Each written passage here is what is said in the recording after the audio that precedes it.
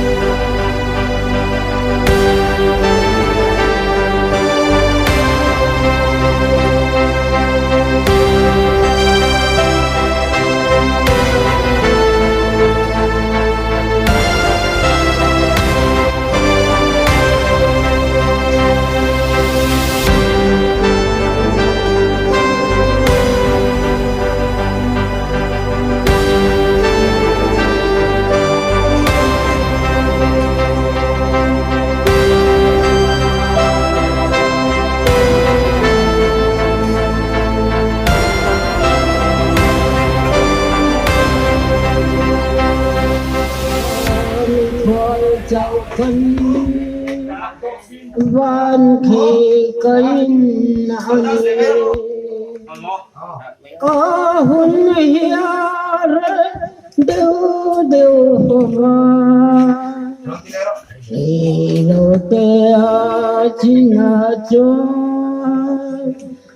có hắn trôi về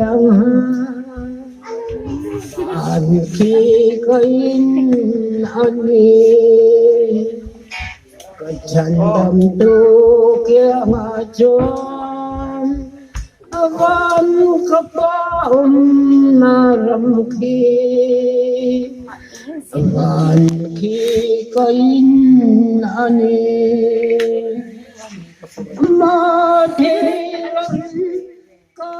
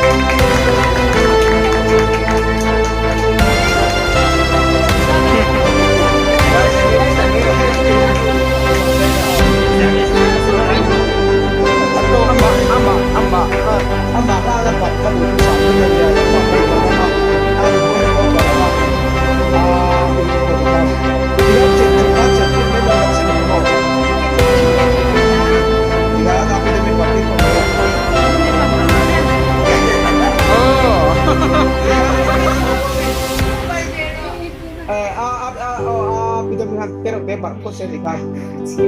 Ya. Oh, dia. ikutan na bebe. Cerita, cerita. Lang so, cerita. Ano po mi?